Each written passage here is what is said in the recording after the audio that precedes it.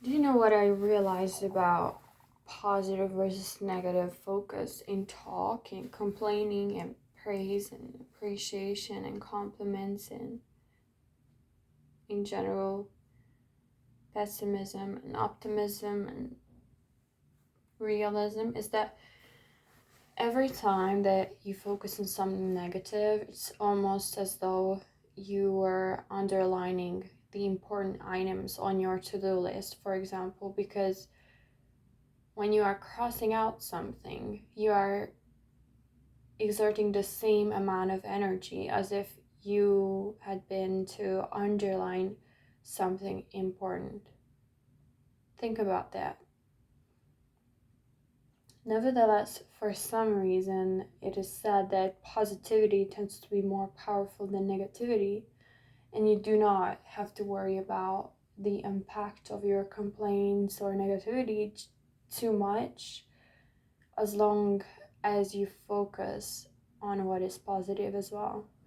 Because positive energy is loving energy, and loving energy is literally you and me and what makes the world go around. I know this may sound like common sense, but it is very, very true that love is often overlooked. That is why gratitude can be so transformative.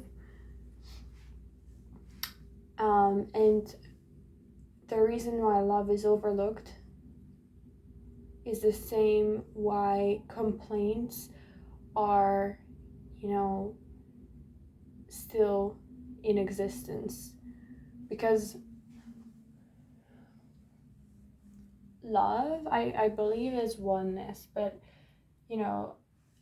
the unique thing about this physical dimension and this reality is that love can be just as firm as having boundaries, because having boundaries is almost like a way of expressing or sharing love towards someone if the boundaries are reasonable and healthy and chosen right.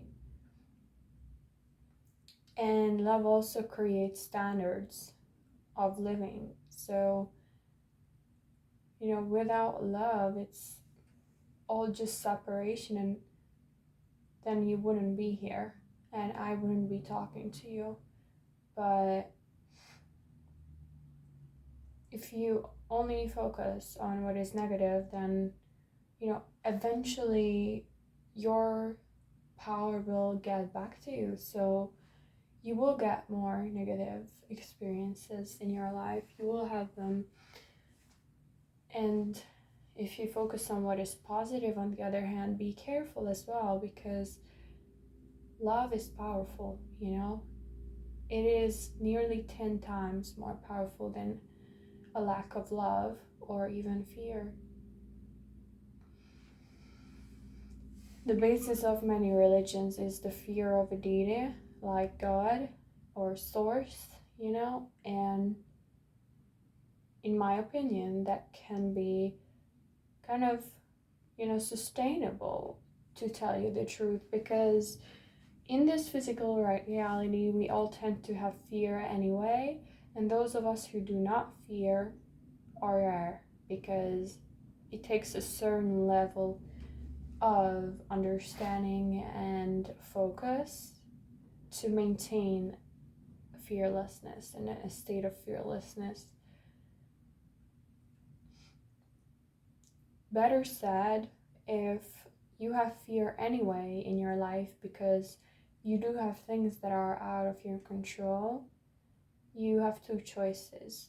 Either you can focus on things that are out of your control, or you can focus on your reaction to those things.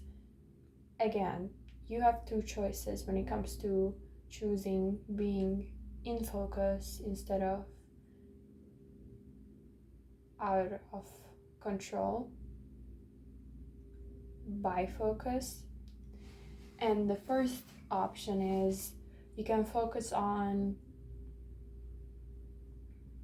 fear and what you feel behind things that are out of your control and why. Or you can focus on things that are in your control. Again, in no matter which one of these things you choose, when you focus, for example, on things that are in your control, be careful of your underlying beliefs. Because if you go so long without recognizing your own emotions, especially if they are negative, which people today tend to suppress for the sake of getting ahead and making ends meet, then your underlying beliefs will keep you going until you learn a lesson, and then until you learn another lesson, and then until you learn the same lesson, and so on and so forth. So, regardless of what you choose, just time and time again, I would say be unpredictable with checking in with yourself about how you feel. Why unpredictable?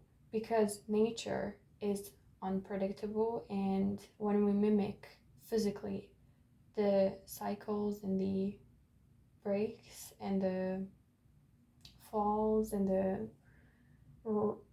rising and the just dawns of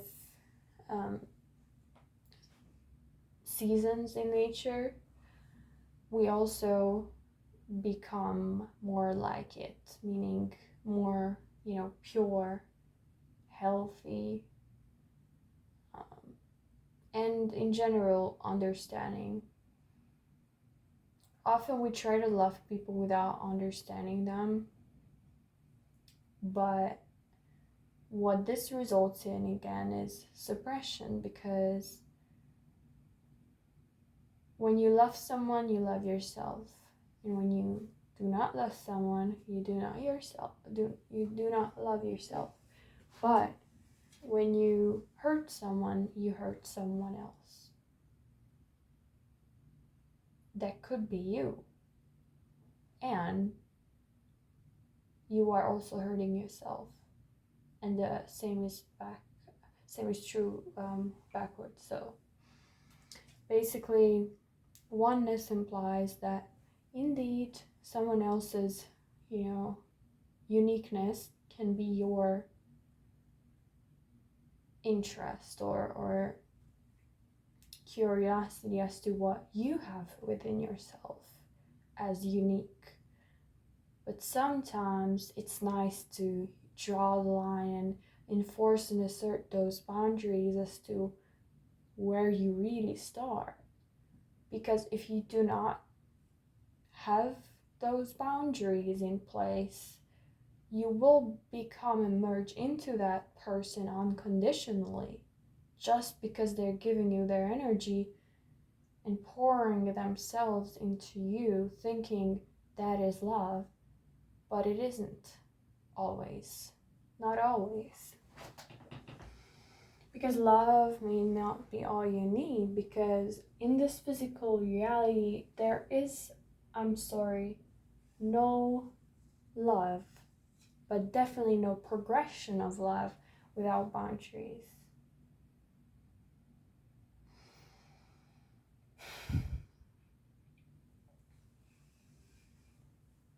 What I think is most unique about today's generation, which is Gen Z, is that Gen Z in general seems to be really open-minded. But Gen Z also tends to have boundaries, as I have noticed, because they have a lot of things going on in their head. And it is by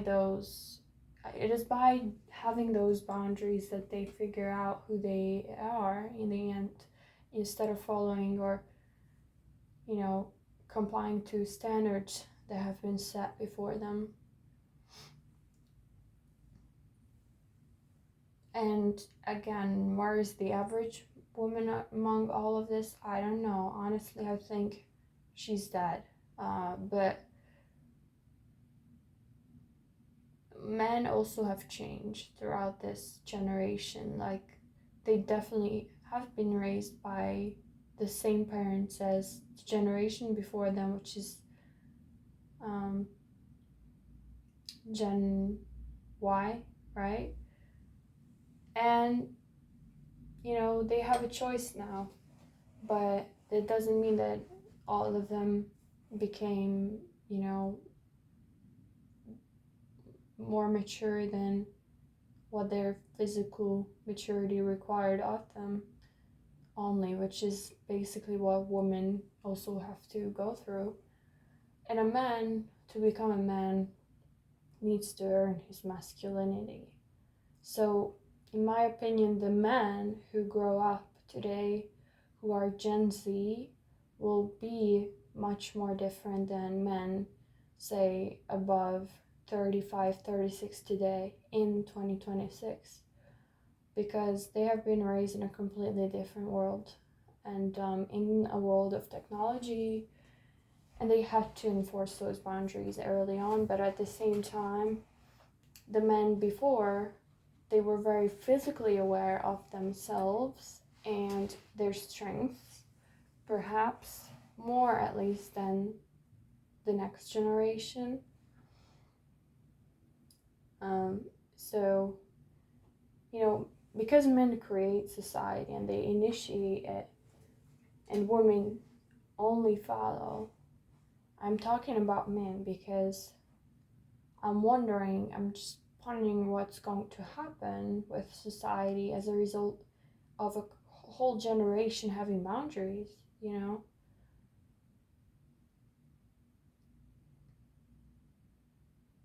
Now, I was buying a lottery ticket today. I know you may have done the same, or you may never have bought one because of certain beliefs, but I realized that I found it kind of fun, like being in the process of it all. I found it really playful, and I really appreciated the woman who gave me the ticket, because she was obviously she's also trained to be uplifted, so friendly and warm, but she made the whole atmosphere playful. And then on top of that, when I left the room, she also told me, have good luck, and with this narcissistic optimism in my head bloating me up like some boastful miracle, this pride, as I was walking out of the room, I remembered we have a habit in the apartment, which is hold the door for each other. And because I was not in my apartment, I was totally kind of distracted by the whole scenario already. But somehow I remembered to hold the door for a stranger, and they said thank you. And immediately I thought to myself, I'm enjoying the process because I am in it, and not for the reward or the result or the outcome. I'm enjoying it for what it is. Even if I never win the lottery, even if I'm never said thank you, I appreciate the fact that I get to share something with other people, that I get to be in one place with them, that I get to be myself around them, and have choices around them that I am free to make. And so I also remembered, if everyone held the door for me 24/7, maybe I never would need to be wished good luck. But because I was wished good luck, I almost forgot to hold the door for a stranger, because I was like, luck, I could have been like, luck is all I need. But immediately I remembered, I can give someone something that is not based on luck, but based on compassion, kindness, and personal choice. And hence I amplified the fun by getting out of my head and out of my way and giving someone a favor that they never need to reciprocate ever. Because it's not really a favor, it's a gift. But we don't call these things gifts because we, do not physically give it to them. It's just an action. Acts of service are a form of love language. It's just love language, but still it's a gift because it happens in the present, when we are present, and we might as well be giving presents with that mindset and with that energy and with that positivity. So to me it's a gift, and to me being wished good luck is also a gift.